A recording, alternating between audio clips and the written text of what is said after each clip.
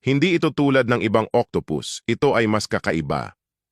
Kilalanin ang mimic octopus, kilala rin bilang Thaumoctopus mimicus, isang uri na matatagpuan sa Indo-Pacific na rehiyon. Gumagamit ito ng chromatophores upang mag-blend sa kanyang paligid at naglalabas ng tinta bilang depensa. Ang natatangi sa kanya, hindi lang basta paghalili ng kulay ang kaya niyang gawin. Kaya rin nitong gayahin ang iba't ibang hayop sa dagat tulad ng flatfish, lionfish, sea snakes, at mga makamandag na jellyfish. Sa pamamagitan ng pagbabago ng kulay, texture, at galaw, nagagaya nito ang itsura at kilos ng ibang nilalang na nagpapakita ng kamanghamanghang kakayahan sa pag-adapt at katalinuhan.